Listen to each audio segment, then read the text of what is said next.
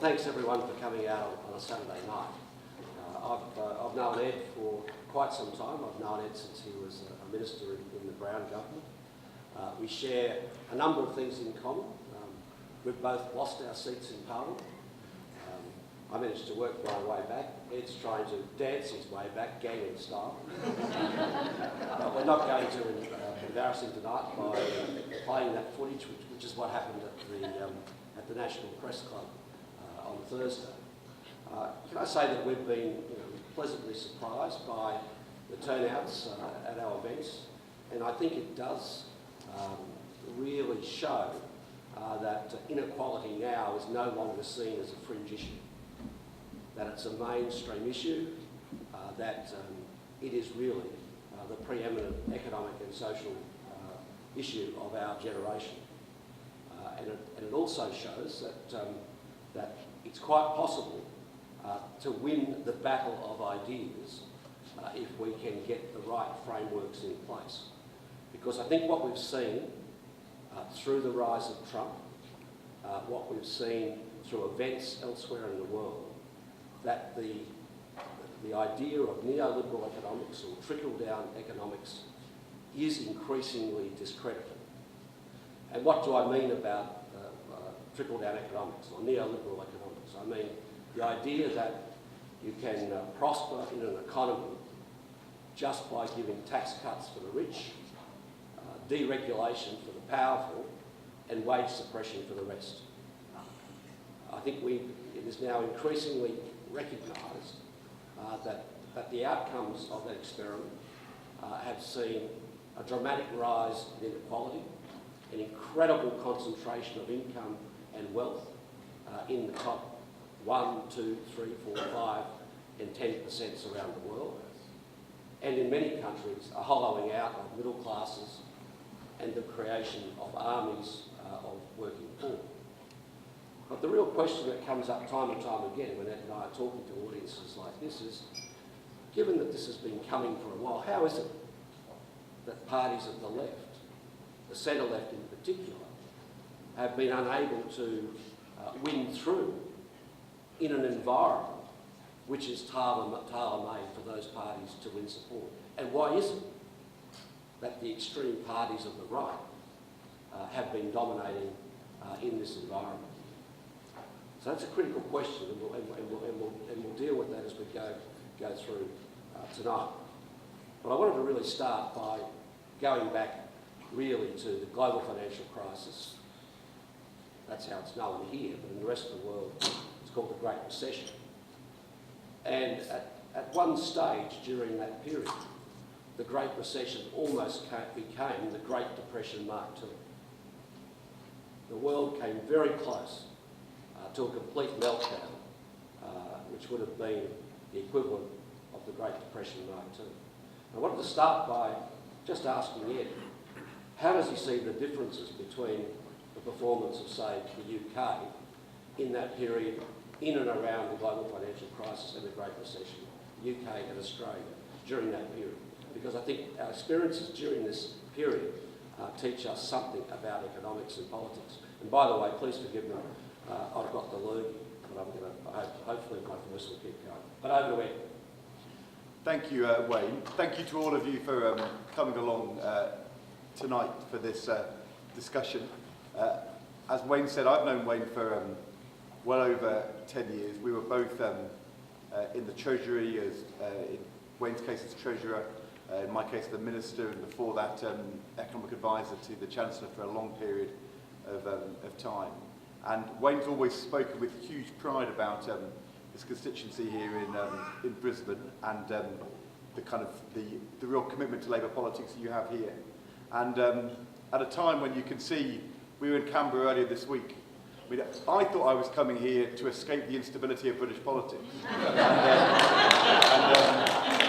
I thought, having seen a Prime Minister weakened, buffeted by events, a coalition in chaos, a governing party divided, and a Prime Minister going to the country with a plebiscite trying to solve an internal party issue, I thought I was putting all that behind me in Britain And it turned out exactly the same thing is being unfolding here in Australia. But the big test politically now for whether Labour can take from this chaos the momentum and turn it into an election victory in the next federal elections depends upon, the thing which politically is you've got to win the argument about ideas, and you've also got to win the elections as they come along. And I think I'm right in saying the next big test politically is going to happen here in Queensland. So I think it's fine to have loads of people here on a Saturday night, as long as you're not going to spend the next few months debating ideas, because you've actually got to get out there and knock on the doors and win the votes as well. So as long as we're doing both of them, that's fine.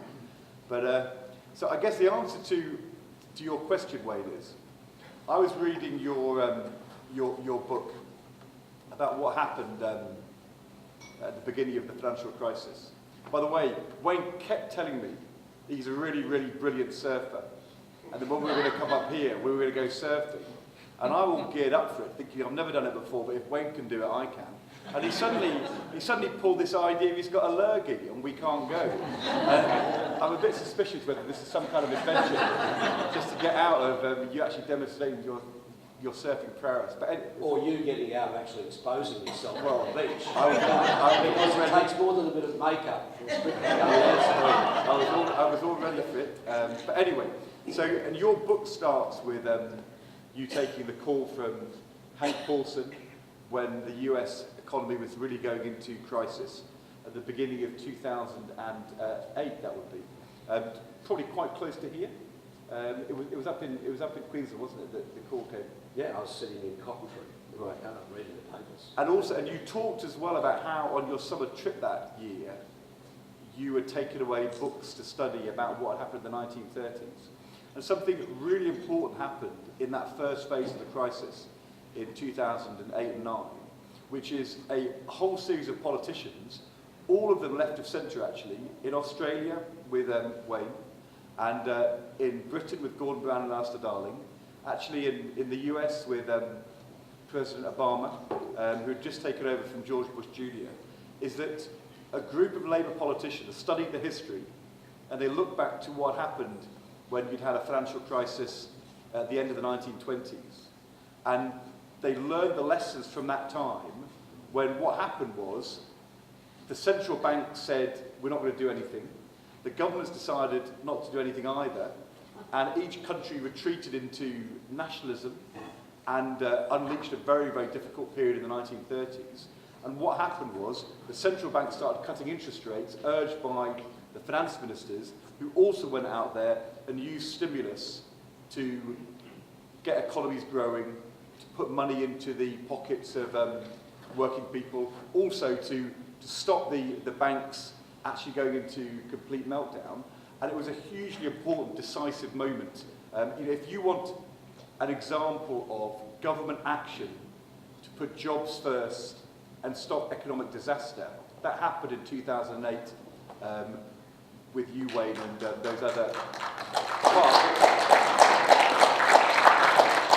But then something else happened, which is in 2010 we had a general election, which we lost, and the Conservatives came in. And the Conservatives in Britain lurched to immediate tax hikes and public spending cuts in the belief that if you cut the deficit really hard, that would support growth. And in America and in Europe, the impetus for stimulus and cooperation was lost. And the only country which stuck with the stimulus was in Australia. I mean, you were the only ones. You were quite isolated. It was really hard. But in Britain, we had a huge recession. America had a big recession. Europe had a big recession. We're all dealing with the consequences of that even now. And Australia avoided recession because you stuck to your guns, even when people were turning on you and saying, you don't need this stimulus, it's irresponsible. We were in the airport today in Brisbane getting off the plane. And a woman suddenly came striding over to us and put her face in waves and said, the worst treasurer in Australia's history. And then stormed off. But unfortunately... Then she came back. Well, I think one of the things which you learn in politics and in life is if you're going to storm off, make sure you know where you're going. She stormed off, realised there was nowhere to go. We'd have to turn around and storm back. So we kind of stood there thinking, what is she doing? However, she is the only person in the last few days talking about this stimulus who thinks it was a bad idea. And when you look at the opinion polling which the Australia Institute did, it turns out that most people in the country think it was a really good idea. And even rather a lot of Liberals have now concluded it was quite a good idea. Flying over on the plane 4 days ago from London, I was reading the reports from the International Monetary Fund in Washington and the OECD in Paris, both of whom were quite sceptical about what you were doing in 2010 and 2011.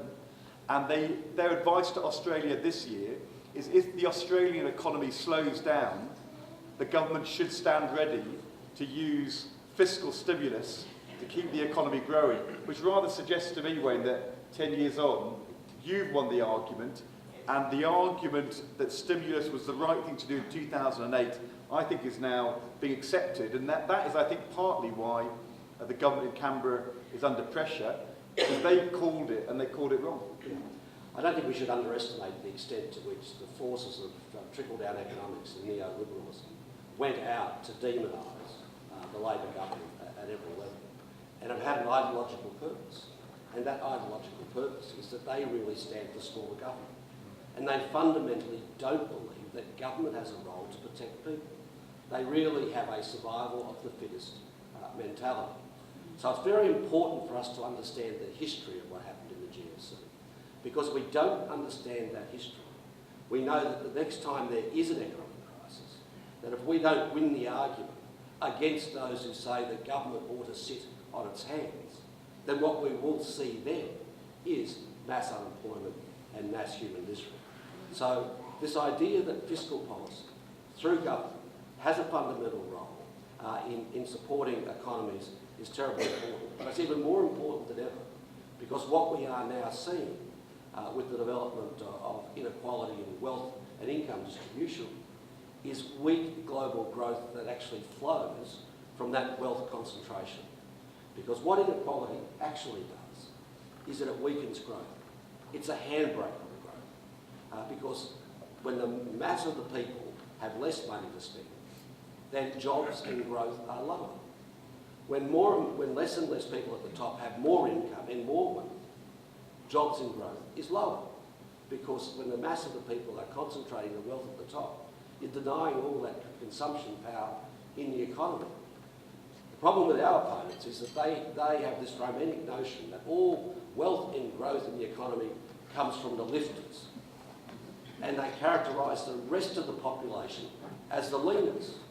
And in their world, the lifters are rich people and virtuous, and the workers are merely a burden to be carried through the economy. So in their world, they don't think someone who works in the basement of a building, who's the cleaner, creates wealth. They don't necessarily think someone who works as a nurse in a hospital creates wealth. They don't necessarily think that working people are the wealth generators. But working people are the job creators. They are the job creators. So your set of economic arrangements has to be one which understands that you can't have a prosperous economy built on a reducing share of that economy's output going to low and middle income earners in the economy. And this is the next battle, because our battle is to convince people that our economic model built on fairness is also a growth model. It's not just about looking after poor people who've been left behind. It's a model where we grow sustainably by distributing the benefits of it fairly. And so much of the neoliberal talk about the world produces the opposite outcome. So I think the forces of the survival of the fittest are on the back foot.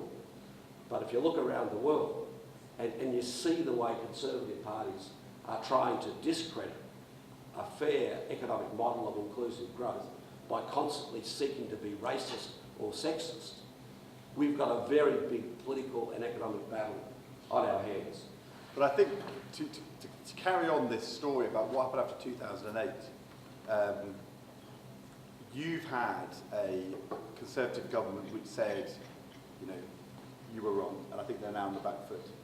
We had, though, a government which came in 2010, which said, cut the deficit, faster, and we'll get and we'll get more growth. And actually, it's not worse. We've had, after that recession, a long period of slow growth. The second thing we've had is now 10 years where wages have stagnated, not just for people on lower incomes, but in the middle as well. So you've had a wage stagnation, which has been quite broad-based. Question, are you starting to see the same thing happening in Australia now? Because we've had 10 years of it, America's had 20 years of it, but it feels as though maybe there's the first indications here. And we've also had an issue which we've talked about, which is that we've had kind of real issues with the scale and the pace, in Britain this is, around economic migration as well. And then we had a referendum last year. I talked about that plebiscite trying to solve an internal party problem. We had a referendum last year on whether Britain should stay a member of the European Union, our big European economic area. And the Conservative government went to the public and they said, growth hasn't been very good and wages have been quite stagnant, but this is as good as it's going to get, and we can't really deliver any reforms, so stick with us, because the alternative would be worse. And what happened last year was that people voted for the alternative on the grounds that, well, it couldn't be really worse than this. And what you've seen in Britain is a lurch to, an angry, populist, nationalist, inward-looking reaction, in a similar way to the Americans voting for Donald Trump in last year's election. And what it's doing in Britain anyway, I mean, Wayne's kind of really interesting about what's happening here, but in terms of Britain, the business community is starting to think, well, hang on a sec, maybe this commitment to neoliberalism isn't so smart after all if we're going to end up leaving the European Union. And what they want to know is, what's the alternative? And so I think the thing which we need to talk about, if one option is just sticking with business as usual, the free market, and hoping it'll all be okay, we're sort of showing that's not very good. But we've always been open internationalist economies. I don't think the policies of Donald Trump in America first are going to turn out to be the best thing for working people in America. And I don't think Britain turning away from our big trading partners in Europe is going to be the best thing for jobs and investment in Britain. So we've got to find a way in which we can keep open to the world, but start to tackle that inequality and get wages rising for working people. And that seems to me the big agenda we've got to sort out. Although whether the business community here in Australia understands it yet, I'm not sure. I don't think so. I mean, what we're really seeing with Malcolm Turnbull is a purest form of trickle-down economics. Now, we all thought, it couldn't be any worse than that. But it is. So what was Turnbull's big reform that was supposed to deal with lifting living standards for all Australians and giving them a fair go, but a $65 billion corporate tax cut, when all of the economic evidence shows it's going to have a negligible impact on growth, for a whole lot of reasons which I'm happy to talk about later. I won't go into the economics of that. So what is the Turnbull government offering the Australian people as a recipe for growth? Huge tax cuts for basically large multinational corporations, and a denial that there is growing inequality in Australia. See, what has changed dramatically now since 2013 is that wage growth is anemic. Many people are going backwards. Casualisation of the workforce is moving forward. Insecure work is more predominant. Illegal underpayment for work is rife. So we've started to go down the British road that you guys started to go down in 2010. I've tried to have a discussion with the Business Council of Australia about how counterproductive their putting forward of this alternative is. And it's not just a recipe for greater inequality, but it's also a recipe for lower growth and lower living standards. But they are so arrogant, they've just continued to push out these simple lines. So when I was at the press club the other day, I said, look, the Business Council is a bit like those Japanese soldiers in the jungles of New Guinea who kept for 40 years fighting and hiding in the jungle because they couldn't admit they'd lost the war. And that's what the Business Council of Australia is like. There's no engagement. And I think it reflects also a wider arrogance in corporate Australia, some of which we've seen particularly in response of, say, our largest company, the Commonwealth Bank, to a series of scandals that have occurred. This money laundering scandal is classic because it turns out the bank was actually raided by the federal police last year. But the board and the chief executive did not take any action about this until it became a public issue only a couple of weeks ago. And then pretending that they actually were responsible corporates suddenly slashed the bonuses of the executives who had been handled.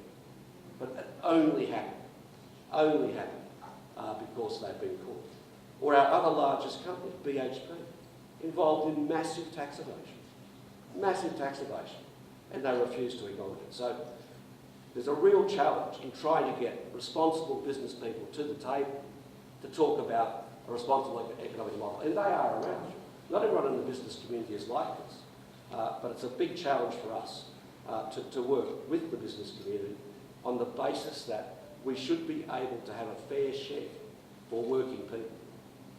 So I first came to Australia as a young, actually I was working at the Financial Times at the time, back in 1992.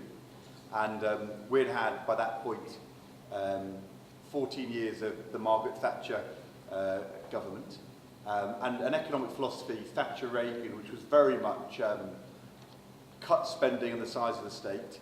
Privatisations is always a good thing. There isn't a role for government in the economy. The other thing which Margaret Thatcher said was that there's no such thing as society, and that inequality is the price you have to pay to get growth. And what was very striking to me coming here back then, this is 25 years ago, and it was certainly part of the discussion which helped us going into government 4 years later, because Tony Blair and Gordon Brown have both been here as well, is that in that era, the Hawke-Keating governments, through the Accord, were saying there is an alternative way to do things to that neoliberalism, which is that, of course, you've got to run the economy in a stable way, and you do need to work with business and the market, but you can work with business and trade unions to have decent rights at work and rising wages and a welfare state which gets people into work but also has proper pension provision. And 25 years ago, Australian Labour was at the forefront of showing there was an alternative to the Thatcher-Reagan philosophy. So coming back here now, what is really striking to me, because as Wayne said, left of centre governments have been on the back foot in many countries around the world. I think, and that's why it's really important that you win in these Queensland elections and then go on to the general election when it comes. So you've got the opportunity to show everybody else how it can be done again. Because first of all, you've got to have a policy for growth. And it turns out that you're winning the argument about growth. As I said, the IMF saying the stimulus was the right thing to do. And we need to find ways in which we can get our economies growing more strongly.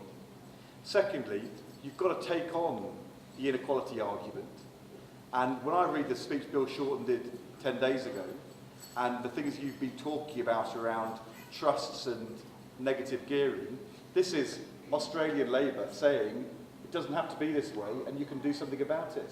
And I think we were doing an interview with Sky a day or so ago, talking about how you tackle inequality to make things fair and get wages rising, and seeing that actually the media want to talk about that. And the journalist said, the thing which struck him was that at the moment, the Liberal Party and the governing coalition, they don't even know how to talk about inequality.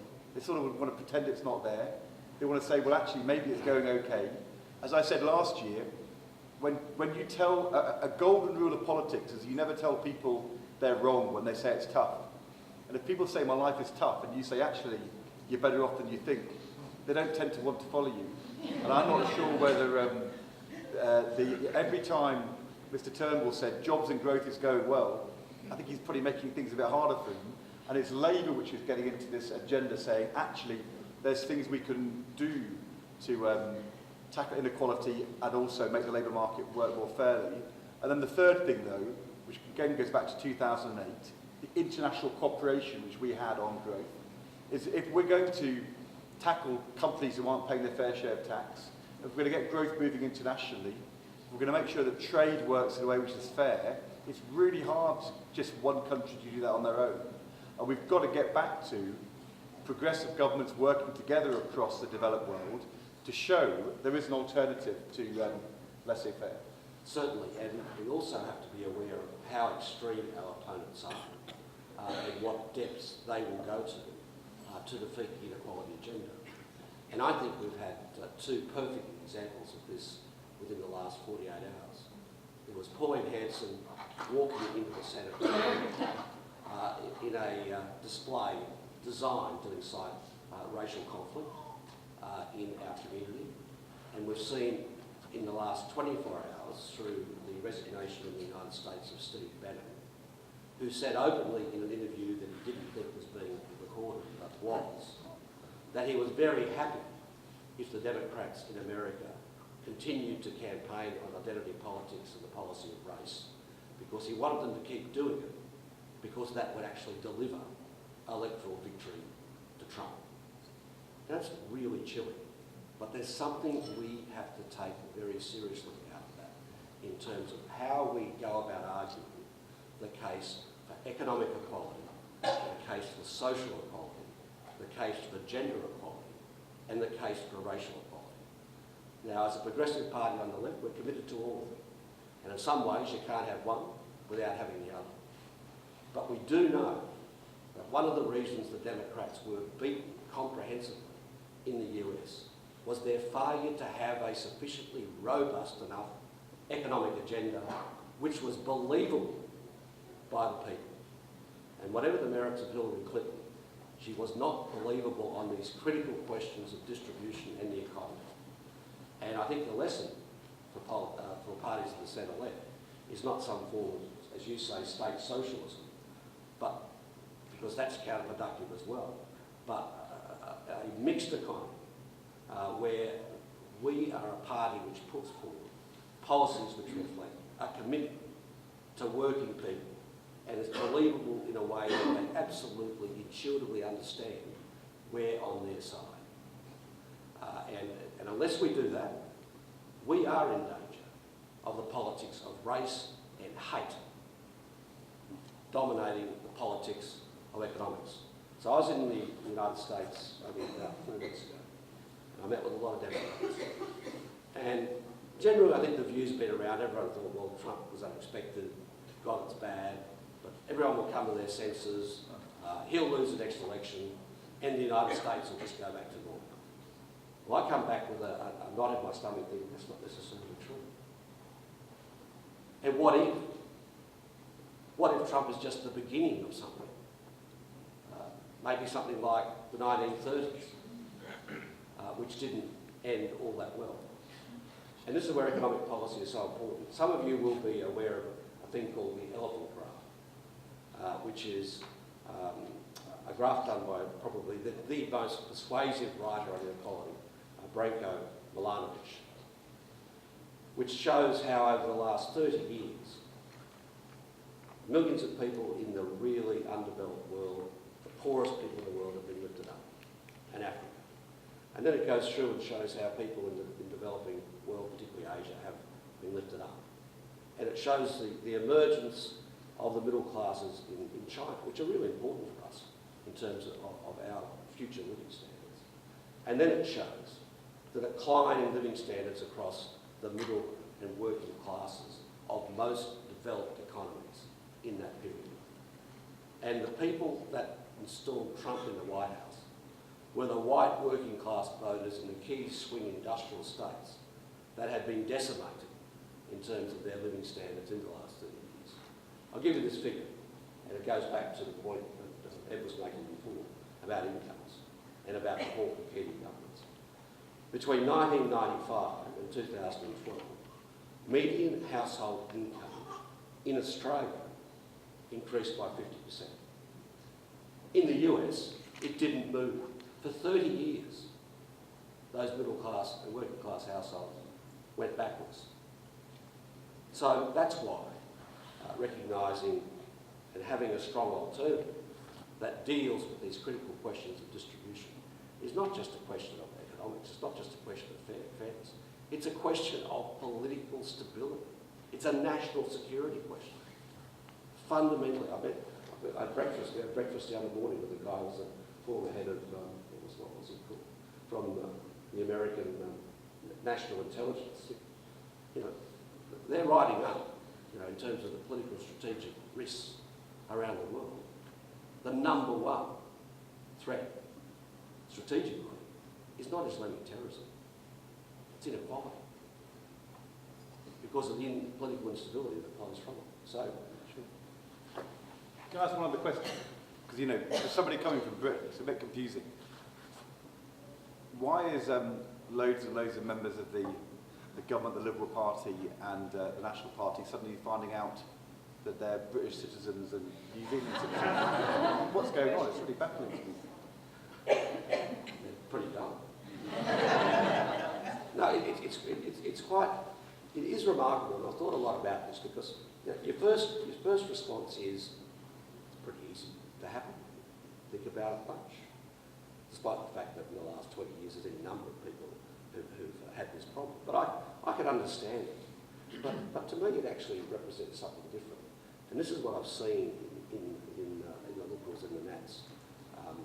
They thought they were masters of the universe when they were ripping us apart when we were in government. And we didn't help them because we had this unity that helped them do that. But their behaviour then was incredibly arrogant. And when they came to government, because they are opposed to government, as we were talking about before, they just think it's easy. And they don't think government's very important. So I don't think they do the hard work. They just don't do the hard work. The first budget, for example, you know, the disastrous 2014 budget, they failed to meet every deadline of a normal budget process as they went through. And on the Friday before the delivery of the budget, most of those measures that blew up on them politically, and you know them all, you know, $100,000 degrees, massive cuts to social security, all the changes in health, they were pushed through on the Friday before the budget. It's barely possible in a normal budgeting process then to include them and have it ready by the Tuesday night. So they're really cavalier because they don't fundamentally think government's important. They think it's just about crude power, and it's about them. And there's a real me, rather than a we attitude in the way they behave. And I mean, I got really cranky in my office before the last federal election. It went on for days and hours. This form that we had to fill out. I said, look, I've been in Parliament 20 years. Don't you think that, you know, if there was some ticking time bomb in my past, someone would have discovered it by now? And it went on, all this finicky stuff. And that's why, you know, I mean, I don't know whether there's anyone on our side, but I tell you what, it's not... So you renounced your Iranian citizenship some years ago? Yes, I did, yeah. And my terrorist designs for the future. I actually was a bit thrown by this week, so I went back and looked up what the laws are in Britain. And it turns out to be a member of Parliament in Britain, you need to be either a British citizen, or a citizen of the Republic of Ireland, or a citizen of the Commonwealth. So what's your deputy Barnaby Jeffries? What's his name? He might as be Jeffries. Joyce. Barnaby Joyce. If Barnaby Joyce ends up being thrown out by the High Court, he can come to be a member of Parliament in Britain. You don't want to... And as for the dual citizenship thing, Boris Johnson is a dual citizen of Britain and America, and we're quite happy for him to come and be a citizen of Australia if you're having. Bad hair. We'll start some questions shortly, but I just have one from my point of view. So critics of the agenda both of you seek to advance have tend to label your suggestions as economic nationalism and try and confuse what it is you're actually proposing. How do you define the relationship between economic nationalism and what comes with it? So I would say four things. First of all, Britain and Australia have always been open, outward-looking trading nations. We've always been exporters and importers, and we've had companies and people who've come from abroad to work in our countries, and it's on that basis over 200 years we've been prosperous, and we can't turn our backs on that. The second thing is we've also been countries where our labour movements took seriously our responsibility to development in developing countries. And if you resort to internal Australia First nationalism, the losers from that will be people in India and China and across the developing countries of Southeast Asia who need to be able to engage and trade with the Australian economy so that they can get better off and poverty can reduce. So it would be a betrayal of our internationalist history if we were to move away from that. The third thing is, though, we've also, as left parties, always had a commitment to delivering rising living standards and social justice for people in our own country. And that's what we've done when we've been in government, through big reforms. And what we need, consistent with being open internationalists and taking our responsibilities seriously to development, we've also got to deliver rising wages and social justice for our people. And you can only do that, not by turning away from the economy. I think you can only do that by cooperating internationally. So I think internal Trump-like nationalism would be counterproductive for us, because you can't tackle companies not paying their fair share of tax unless countries get together and sort it out. And you can't make sure that there's proper labour standard protections in trade agreements unless countries agree that's what we're going to do. So laissez-faire, business as usual is not going to work, but turning away from the global economy and thinking we can only look inwards is not going to work either. I think that internationalism is vital for this agenda.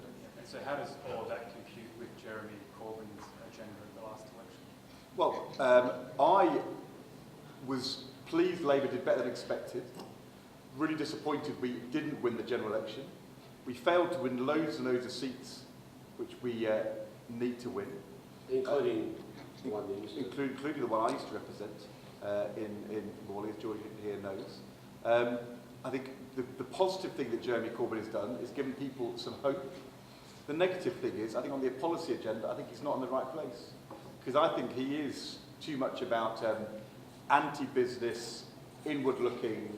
I think he's too much on that nationalism agenda. And I think we've got to work with other countries to sort things out. So I actually think the spirit of 2008 is a better way for us to work. In 2008, progressive parties came together to stop a depression. And 10 years on, progressive parties have got to come together to stop a lurch to nationalism and protectionism, and which was the second mistake of the 1930s. And I want to persuade Jeremy Corbyn that he's got to be more internationalist. I'm very much involved working with the UN on questions of international tax. And I know there have been plenty of people in the room who are passionate supporters of the Sustainable Development Goals. Well, the Sustainable Development Goals have got no chance of ever being achieved unless internationally we sort out the revenue basis of developing countries and developed countries. And at the moment, they're being pillaged by multinational companies, largely American, and some of them are Australian. There was a fantastic decision that's just come out of the tax office in the Chevron case only yesterday, where they finally pinged Chevron for another $1 billion worth of tax on only a very small proportion of what has been a massive evasion. But the precedent of that, which flows from legislation I put in place in 2012, is stunning in terms of a whole range of other countries. Corporates in this country, they haven't been doing the right thing. Corporates in this country have been putting out flashy social responsibility type booklets and claiming they're doing the right thing, and they've been dunning the taxpayers of Australia. But I can tell you, it's a lot worse in the developing world. And if they can get away with what they've been trying to get away with in Australia, God knows what they've been doing in Indonesia and places like that. But I say that to reinforce the point that Ed just made. The only solution to that is predominantly international cooperation, particularly with the larger developed economies, playing and progressing in constructive role. All right, we might kick off with some questions. Yep, over there. My name's Ira. I'm a young person, so I'm going to ask a question about the internet. The what? The The interweb. Yeah. You're from the Cooperative Party, Ed. We don't have that here in Australia, and I think with the internet, there's a huge opportunity to get to the root of inequality and the structure of power through cooperatives. We don't have so much of the cooperative movement here in Australia, and I think there's a lot of opportunity for platform cooperatives and banning companies like Uber and Airbnb and supporting the socialisation of those internet monopolies. And I think, particularly from a younger generation perspective, we don't want so much of a left-right discussion. We want an integrated discussion that actually empowers the community to take ownership a little more. So I'm just interested in both your thoughts on how we get more of that grassroots economic democracy conversation related to inequality in Australia. I think you are right to say that we need to look at new ideas. You're right to say that sometimes some of the divides we're seeing in our countries are more complex than the traditional left-right divides. Although I've got to say, I think the left-right divide always comes down to two things. The right says it's just if you keep what you've got, and the left says no, we should make sure that everybody's got a chance to make the most of their talent and have a fairer set of outcomes. And the right says government always makes things worse, and the left says actually government can be a force for good to make our economy stronger and our societies fairer. And on that basis, I think probably you and I would agree that the left-right divide is still relevant, and being on the left is better than being on the right. So I'm not sure the left-right divide is dead. In terms of, I was a Labour and Cooperative MP. We in our party in Britain have a 100-year tradition of cooperation. And cooperation is about two things. One, it's about a philosophy, which is that, which in a way underpins what I just said about international cooperation, that we're stronger when we stand together and pool our resources and work together, rather than sort of saying to people, sink or swim on your own. But also that there are, as you said, some economic models which can be really useful in terms of learning how to not just do things in different ways, but build trust. And if you have mutuals which are local and trusted and can do innovation, sometimes they can really help you to see new ways to do things. I mean, the interesting thing is that in some ways, companies like Uber have been kind of local and innovative and built trust. When they do that on the backs of low terms and conditions for working people, that's not fair. So I agree with you that finding ways in which we can show there's better ways to do things is the way forward. We've got a fantastic cooperative in London, and it is just a great example of what we could be doing more of. And I'll probably go there for breakfast tomorrow. But on a more serious point, I think there's a lot in what you say, and I'll come at it from the other end.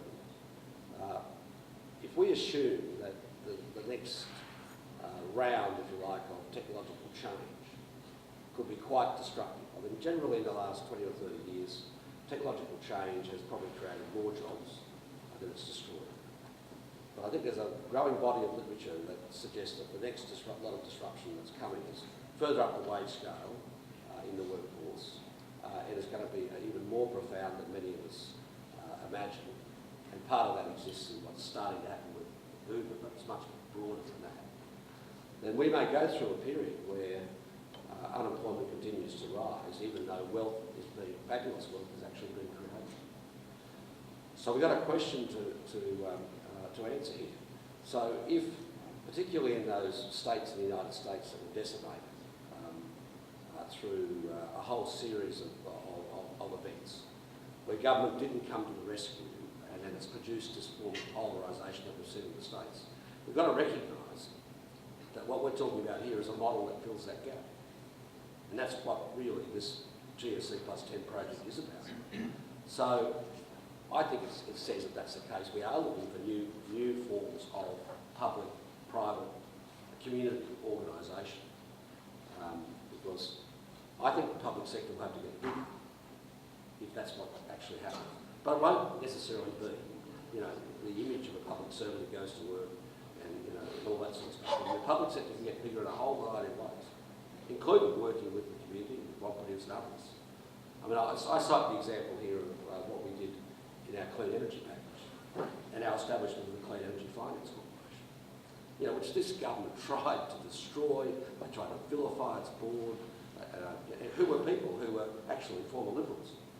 But we're doing a great job because it had a first-class investment mandate, it had a first-class board, and developed essentially a new model of partnership between government and the private sector to invest in energy efficiency initiatives as well as renewable energy. And I think we're going to have many more structures like that. And I think it's going to be an important part of this discussion about how government assists communities to make the transition. And tax is a very big part of that. And as Ed just said, we can't put up the wall against technology. People are going to use it, they're going to find all sorts of innovative ways. We've got to get a regulatory system that suits the sort of challenges that come with an organisation like Brisbane, and many others that we don't even know about as yet. What we have to do is to take the productivity gained from that and spread it around an even larger number of potential users in our community from that process. And that's why this is a very important discussion.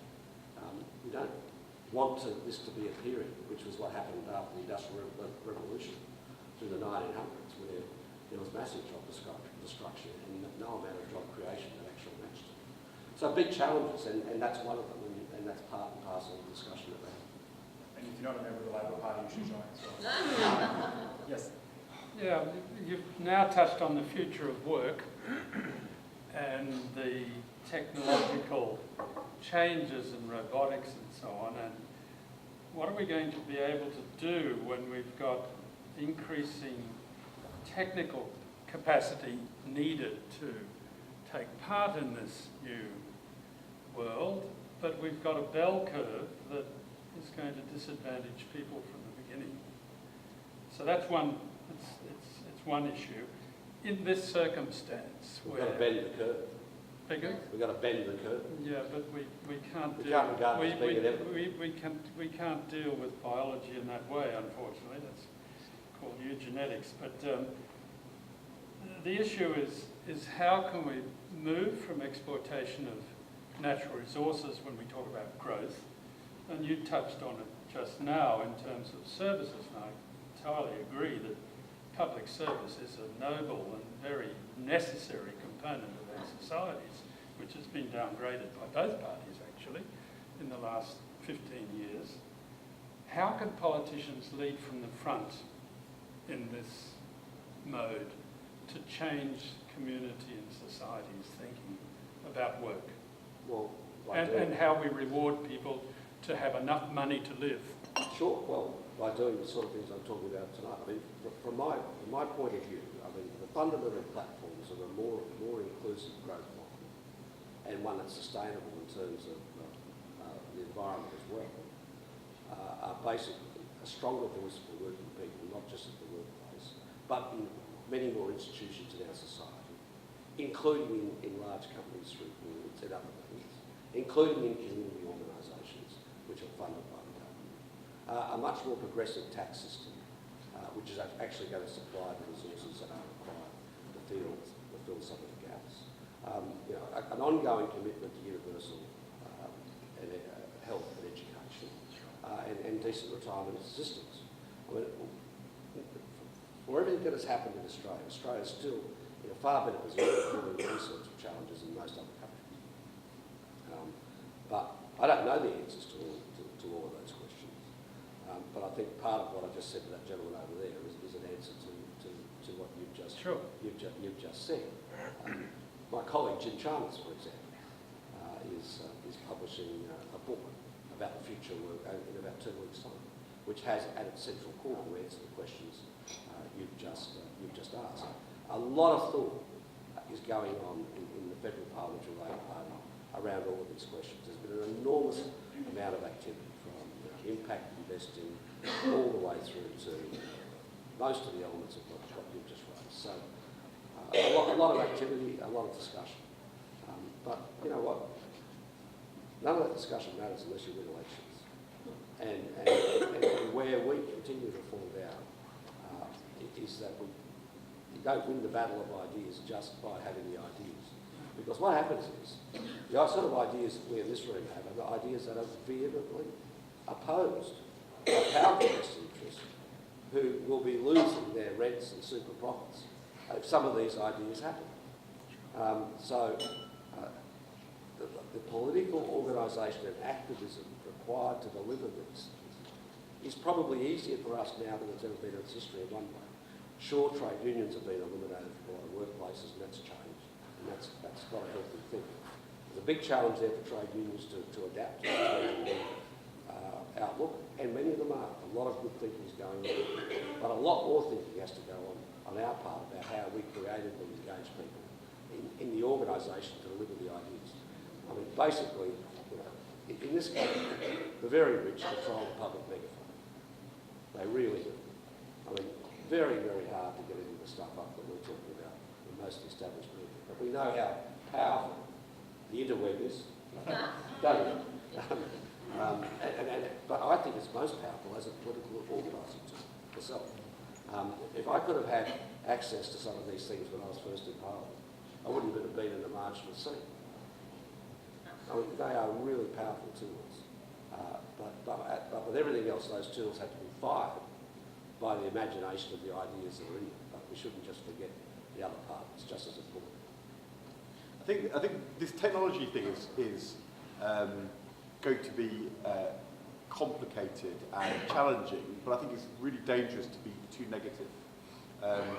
Point one, definitely technological change can be dislocating, can mean that it's tough.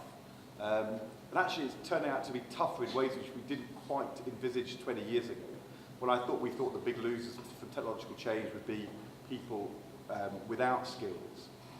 Because if you look at the composition of jobs 25 years ago, by sort of, occupation and kind of wage level, what we've seen is an absolute increase in the share of high wage jobs. There's been an absolute increase in the share of lower wage jobs, and it's really in the middle where technology is really bitten. If you think of a bank, for example, rightly or wrongly, there's probably more people than 20 years ago doing highly paid jobs in banks. There's also more people, or the same number of people, doing jobs around security and cleaning and driving and maintenance.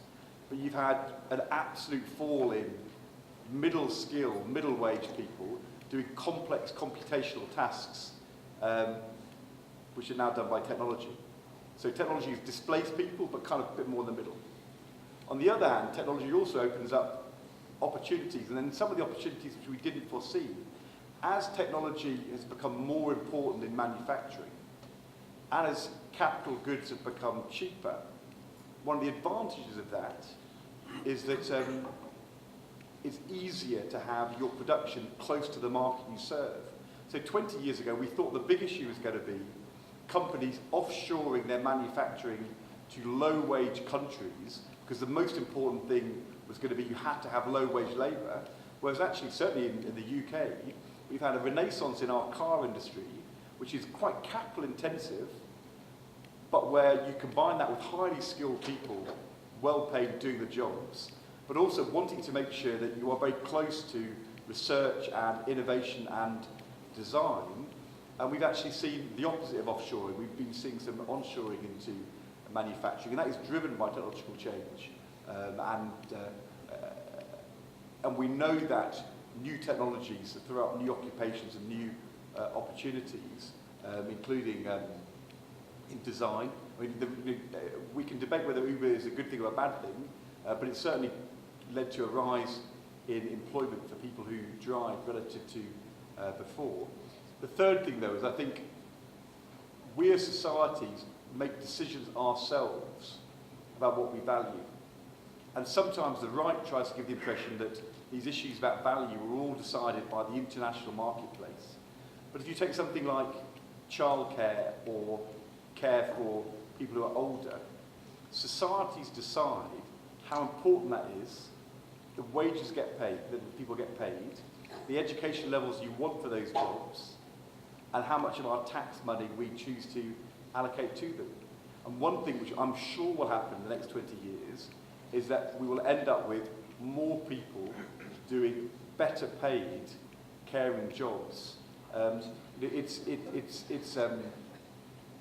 your kids are in secondary school aged 11, you want them to be taught by a teacher who's done the qualifications. Absolutely. But we've sort of put up, as parents, for quite a long time, with people who are looking after our children when they're between 0 and 4, who are often paid very low wages without a huge amount of training.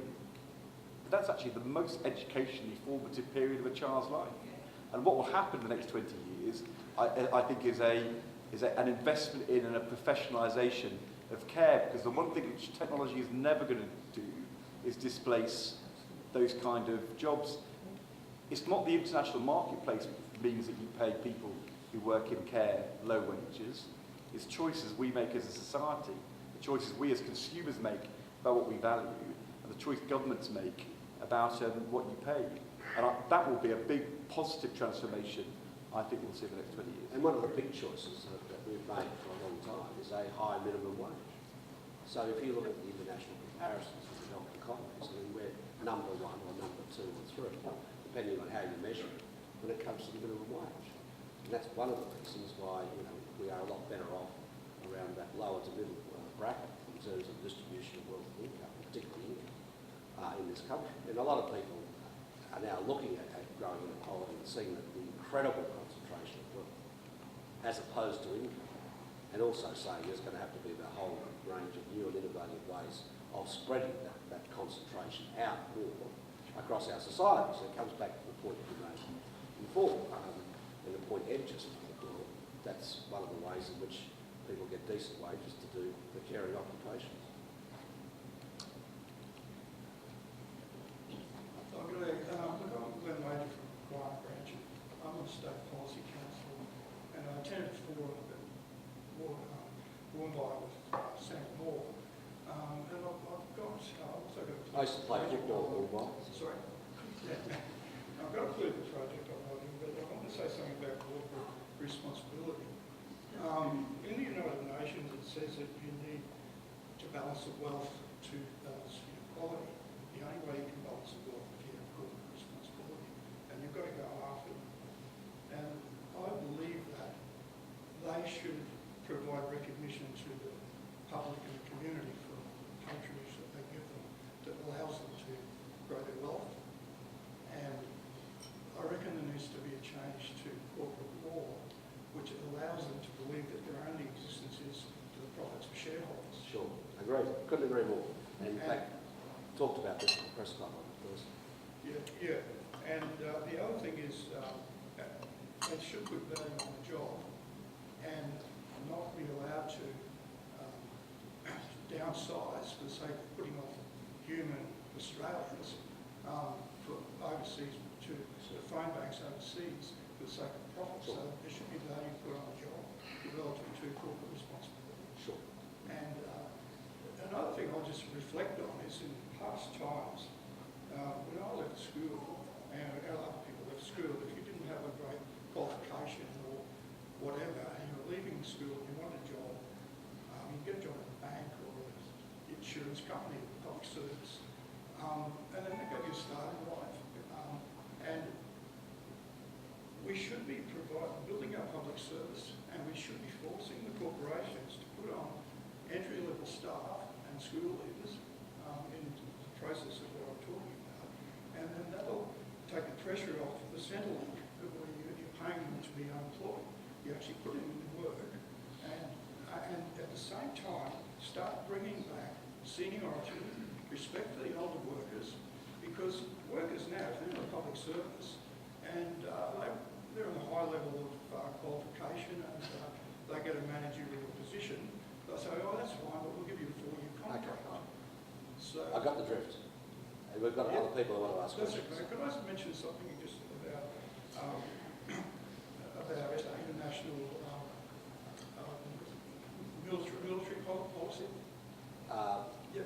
Look, there are other people who have only got limited time left. I'm happy to answer your question about that afterwards. Okay. I mean, you've had a pretty fair go, and I'll attempt to answer your question. Look, on corporate responsibility, I used a number at the press club on Thursday. ASX 200, there are 1,500 board seats on the ASX 200. So 1,500 board seats in the ASX 200, the 200 largest companies. And I got the figures pulled out about how many people had been booted on boards in those 1,500 in a decade. You know what the number was? 15. Now, if that was the outcome of 3 parliamentary elections over a decade, people would say that the parliament was an autocracy. It's the biggest closed shop in town. So I 110% agree with you that corporate law reform is important, because clearly that closed shop is not getting the best talent. It doesn't understand what's going on and operates through a very narrow prism, which is economically counterproductive when they just look at everything exclusively in the short term as the bottom line.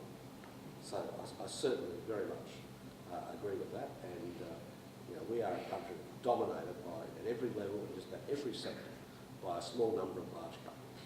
And a lot of evidence now coming out that is really retarding innovation and economic dynamism. I'm not a big fan of saying that we put quotas on firms to employ this number of people, that number of people. The most important thing we've got to do is get demand up in our economy to give the workers the bargaining power when they're dealing with their employers. And that doesn't happen in a really slack labour market. So for me, the most fundamental way of beginning to achieve what you're talking about is a fundamental commitment to full employment.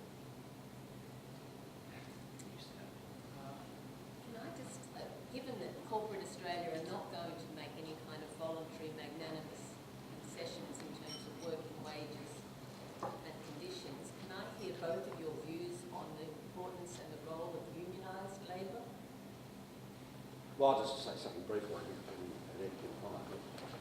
If you do the graph of the wealth and income concentration at the top 1%, it goes like that. This is across the developed world. If you do the graph of union membership, it goes like that. Exactly. So this is just terribly important. And It's fundamental. fundamental. Change will not happen until but in this changing world of work, this is where, it's got a lot harder for union organisers, because they aren't the big areas where masses of workforce are easily concentrated. And it does demand new forms of organisation and so on. No question that everything you can do to strengthen the voice of labour at every level is fundamental. Forget everything else. If you don't, for me, the 2 big priorities, I reckon, well, there's 3 actually. Strengthening the voice of labour, which isn't just unions, it's wider than that. Secondly, strongly progressive tax systems. And thirdly, a range of political reforms which weaken the power of the rich in the political system.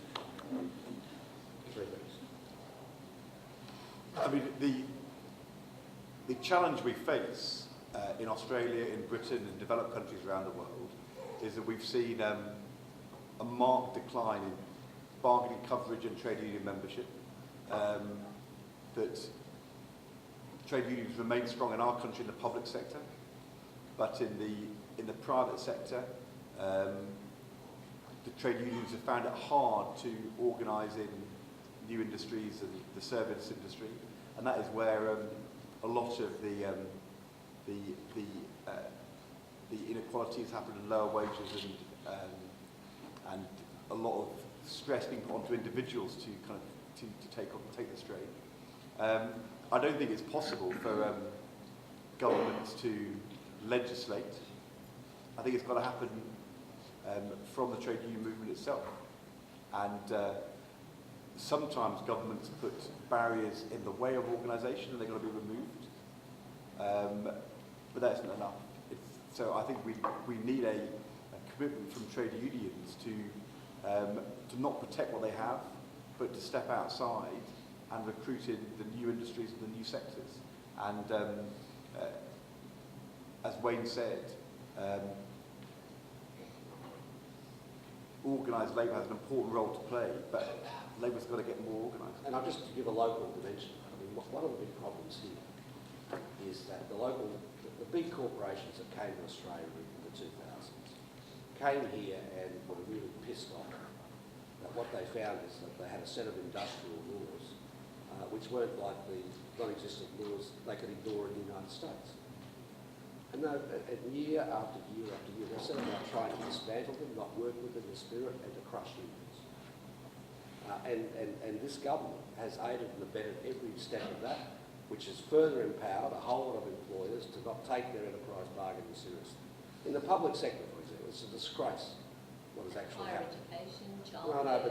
but public service workers have not had a pay rise in 4 years. But the importance of that isn't the public sector workers. It's the government standing in the marketplace and saying this sort of brutalisation and bastardry is what all of you should be doing. And so when I talk about the voice of labour, it's just a bit more than the laws of bargaining and the rest of it. It's a mindset. It goes back to that point about corporate that the gentleman over there raised before.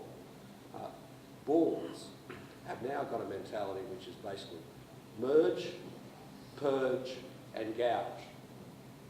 And if you could sum up the Commonwealth Bank, that's about it.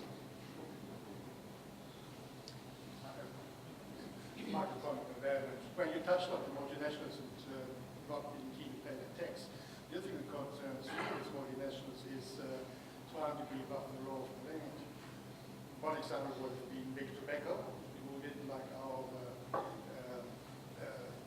plain packaging and tried to take us to court in Hong Kong or something. Well, I was there. I gave evidence against it. That's one example. The other one is big pharmaceutical companies don't like our PBS. And the other one we sort of touched on is, which we basically sort of started by the bull, is where they sack part of all the workforce and then try to make them bypassing enterprise bargaining agreement. So my question is, how can we protect ourselves from multinationals sounding above the law today? Well, not all multinationals are like that, but I think that leadership has provided the example that even the ones that didn't want to be like that decided, they didn't have a choice. I do believe there are responsible people in the business community who are increasingly appalled by all of this, but we're not hearing their voices. But I think, as you've watched, the slow train wreck of the United States over the last 30 years, maybe we can get through that. I said in my speech on Thursday that really the difference between Australia and the US over the last 30 years, and us only having a Pauline Hanson in the Senate, while the outcome for the United States has been a Donald Trump in the White House, is 30 years of wage increases here and 30 years of wage suppression in the United States.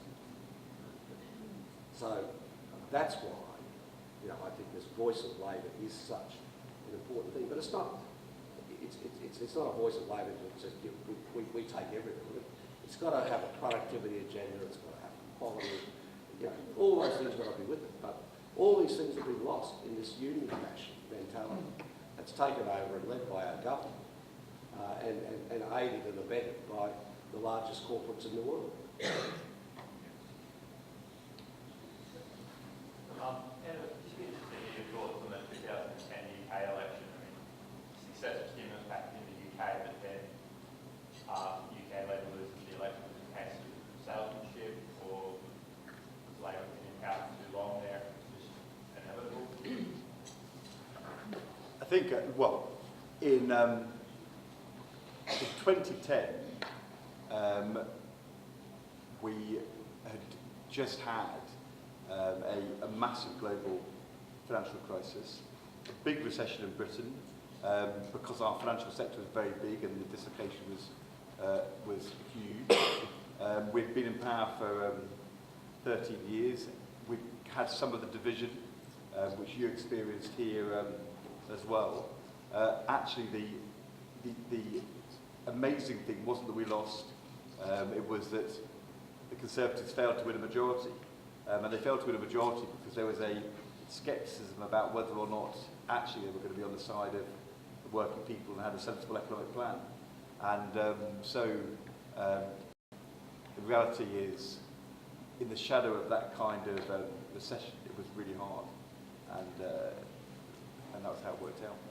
Whereas here at the 2010 election, notwithstanding the issues of disunity, we came through that election and we were ranked by the public as the preferred party of economic action. Now, I know that's got lost in it. It certainly wasn't understood by that when we read it off the air. But we did, and it's been reaffirmed in the polling that the Australian Institute's done in the last couple of months. We actually got re-elected, despite the fact that we were paying the sabotage, because of the good job that we had done on the economy in 2010.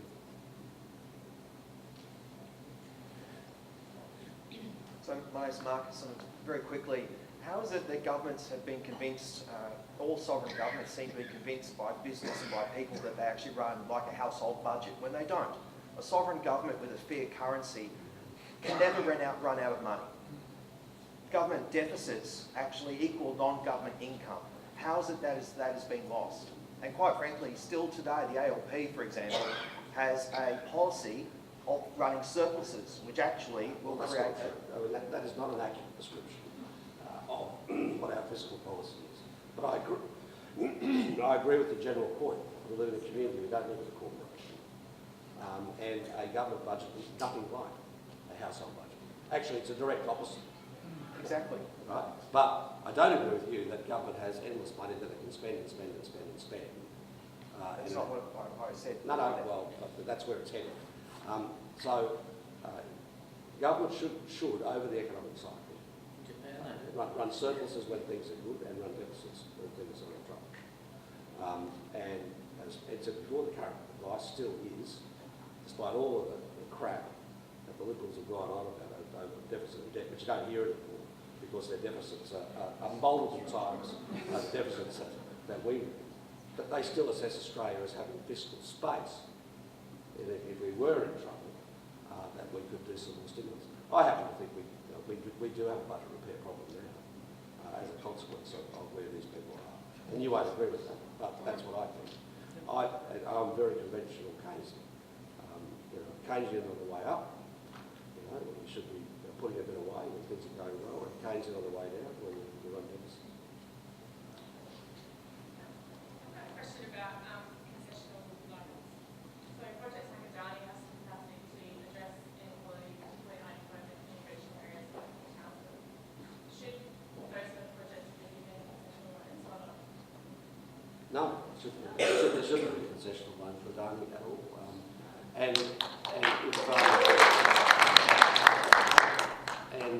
If our carbon price hadn't been removed by the current environmental and economic vandals that are in charge, we wouldn't be having a debate about Adani, because there would have been a market price on carbon, and we wouldn't have got to the point where we've got these boycotts and black bans and so on, because we would have been making the transition in an economically efficient and rational way.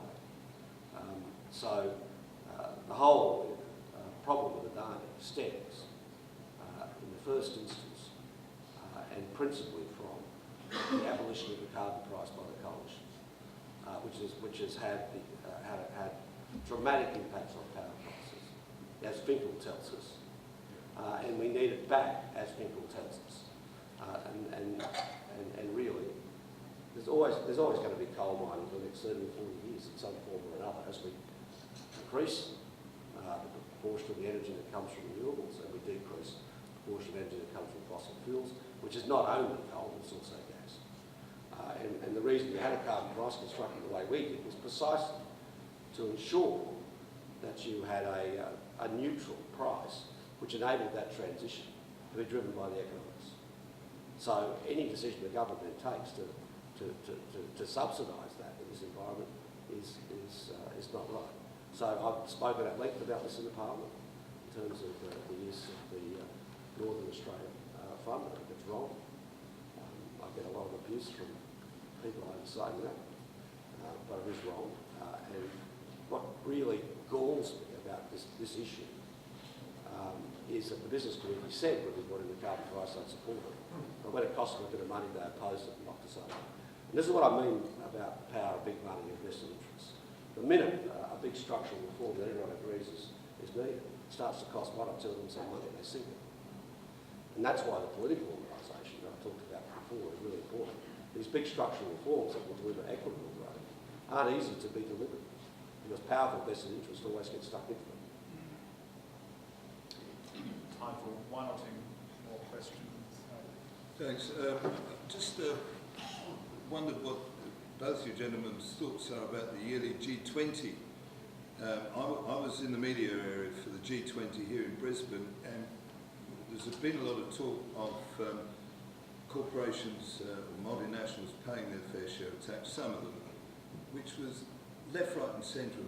A lot of the discussion groups, a lot of the resolutions that seemed to come out of the G20 3 years ago, but it doesn't can I gone anywhere if you could answer that, but just to follow on what you were saying about multinationals, New Zealand allows you to be a national of another country, but you have to swear allegiance to New Zealand. Maybe that's another way forward for Barnaby Joyce. On the G20, well, I was the one that took the decision to bring it to Brisbane. But because there'd been a change of government, I was barred from even attending anything within the security group. That was pretty brutal, and it was a wasted opportunity for Australia. You remember the embarrassing moment where Abbott starts telling the G20 finance ministers about the co-payment in the health system? And they were sitting there saying, who is this leader? And they were behaving so badly that Obama had to go and give a speech about climate change. Of course, Abbott didn't have it on the agenda. But the G20 is really important, but it's gone all downhill since then.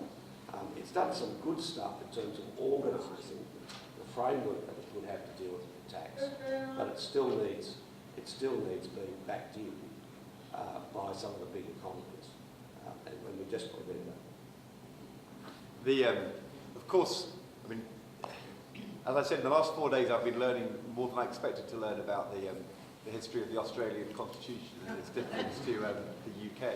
Of course, when that law was written into the Constitution, where you had to be only one citizen and you couldn't be dual, the citizen you had to be was not an Australian citizen but a British citizen.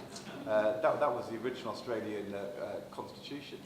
And it's, I mean, as Wayne said, there's a competence issue here. But in a society where you have so many people who now live here as Australians but weren't born here, but came here when their parents came here. 4 million in all. Exactly. It does seem a bit archaic. I mean, it's surprising, isn't it, that in Britain you can be a dual citizen and be a member of Parliament, and that you can't in Australia. The fact that somebody has had a right to citizenship in Greece or Britain, if they've got an Australian passport, I'm not sure if I fully understand the issue.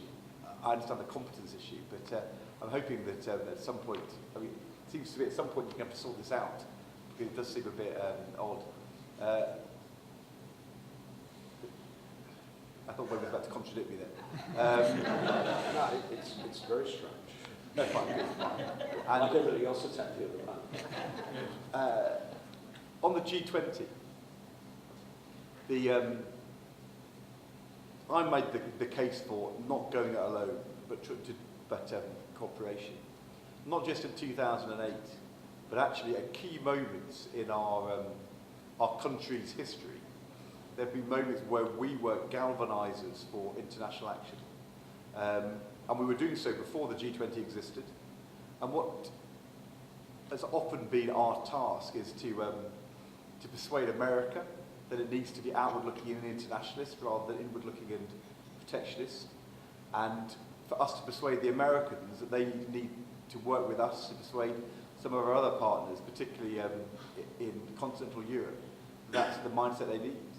And what happened, as I said, in 2010 was internationalism fell apart, and we started a process. I mean, if the first lesson of the 1930s was use stimulus to avoid depression, the second lesson of the 1930s is that competing nationalistic protectionism ends up unleashing some rather nasty political forces, as well as leading to less good economic outcomes.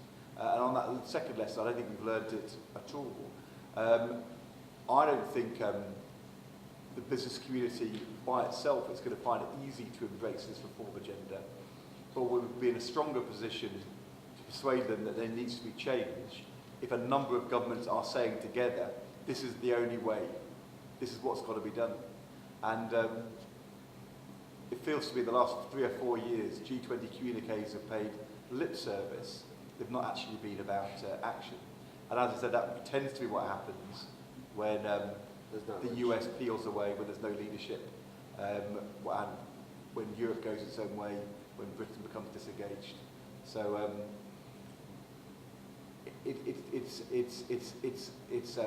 it's logically in policy terms right that we need cooperative solutions on tax, but politically, the only way we'll get them is if there is a momentum for international action.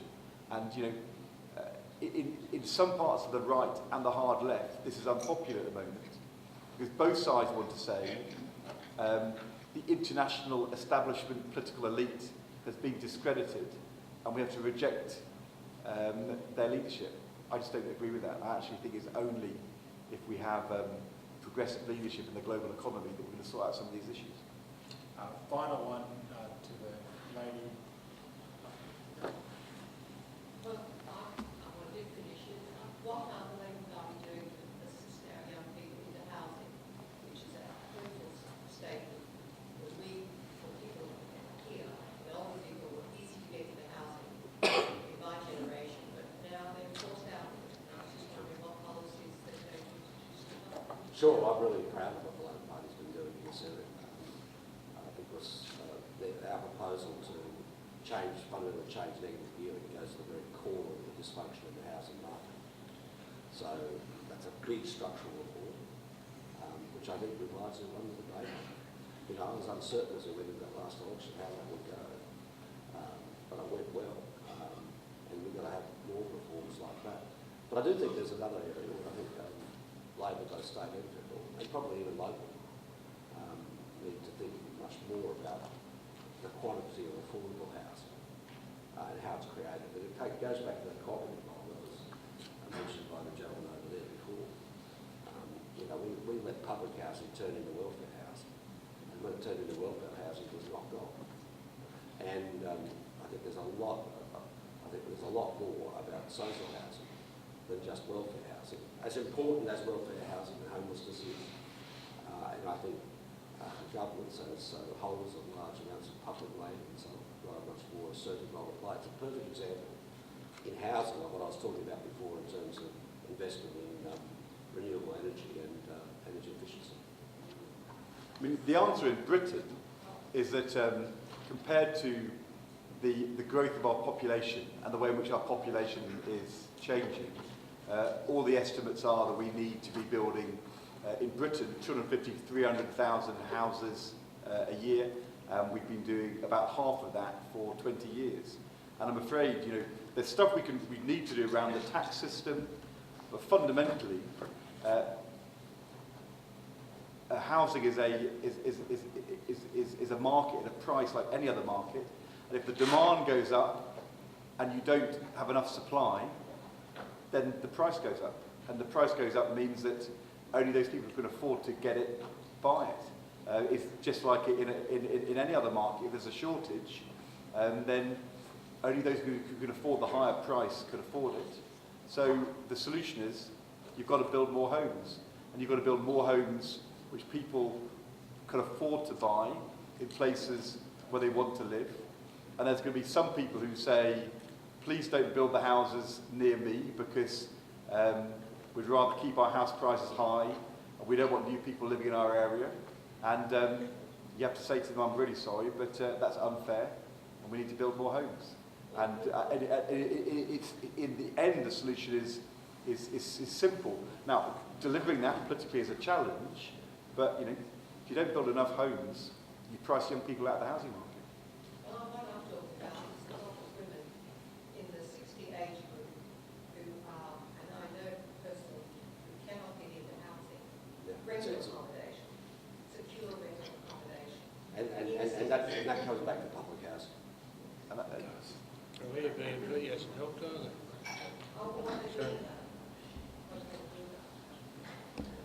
Well, develop policies for public housing. Because public housing got right up to the agenda, it's largely been sold off in private housing. And I think that the government talked a lot about this prior to the election, and did enough. Sorry, quite prior to the last budget.